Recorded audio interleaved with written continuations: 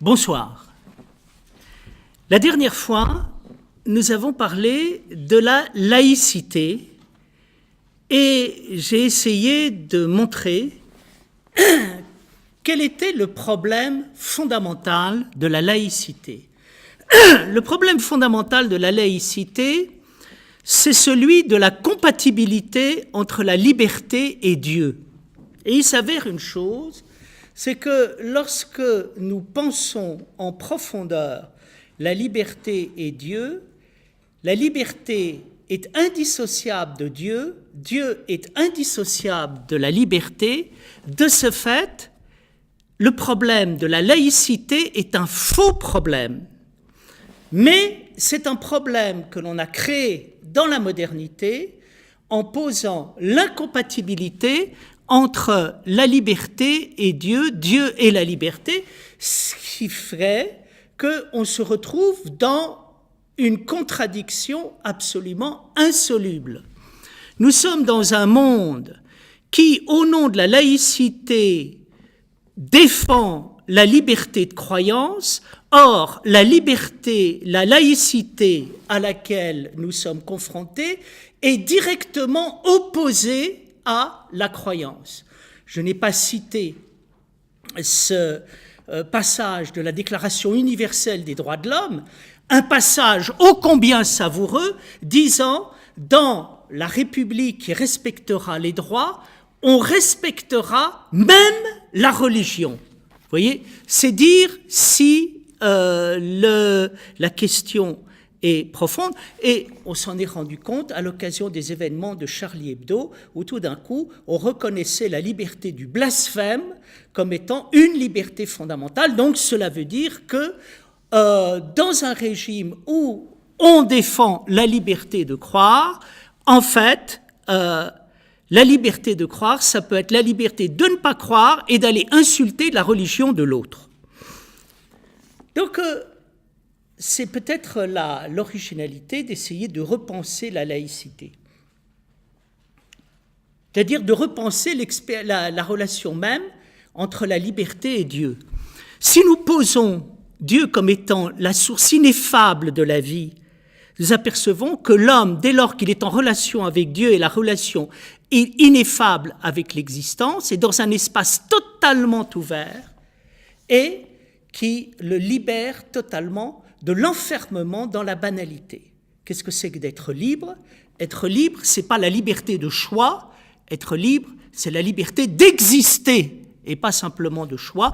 Je peux avoir le choix si je n'ai pas la liberté d'exister, c'est-à-dire la liberté ontologique, je n'ai pas de liberté. Si j'ai la liberté ontologique, même si je n'ai pas la liberté de choix, je suis toujours libre. Aujourd'hui, nous allons parler de la relation entre politique et religion. Parler de la relation entre politique et de religion, c'est parler de la maladie du monde.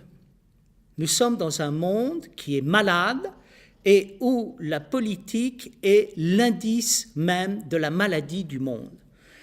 Pour parler de la maladie du monde, je parlerai de 4 éléments. Premier point, je pense que la confusion entre religion et politique provoque la maladie du monde.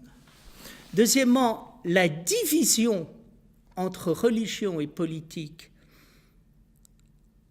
provoque la maladie du monde. Troisièmement, le cœur du problème de la relation entre politique et religion vient de l'abstraction dans laquelle on ne cesse de penser le politique et le religieux. Et ça nous permettra d'apercevoir le quatrièmement, c'est à quelles conditions il est possible de libérer la relation entre politique et religion. Je ne vous dis pas tout de suite la réponse que j'entends apporter à cette question. Premier point, une chose me frappe quand il est question des relations entre politique et religion, c'est l'abstraction dans laquelle on a tendance à parler de ces questions. Comme si la politique était une chose la religion était une autre, et surtout, paradoxe, la politique qui s'occupe des hommes, la religion qui s'occupe de Dieu, on n'en parle pas. On parle de la politique qui s'occupe des hommes sans parler des hommes, on parle de la religion qui s'occupe de Dieu sans parler de Dieu. Bref, nous sommes dans l'abstraction la plus totale. Nous venons d'un monde qui a critiqué la confusion entre politique et religion. Cette confusion entre politique et religion n'est pas totalement critiquable, ou plutôt la critique de cette confusion entre politique et religion n'est pas totalement critiquable. Pourquoi est-ce que la confusion entre politique et religion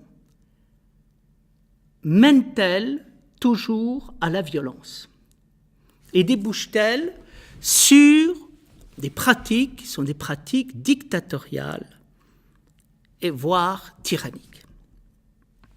Je pense que c'est très bien expliqué par Pascal lorsque celui-ci dénonce ce qu'il appelle les dévots.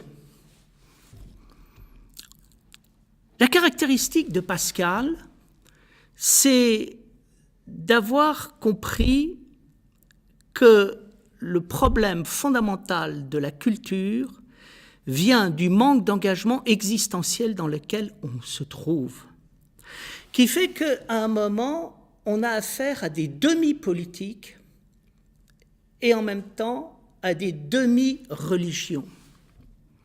Les demi-politiques, les demi-religions, c'est ce qui se passe lorsque l'individu traite les choses à distance d'une manière monolithique par des systèmes abstraits.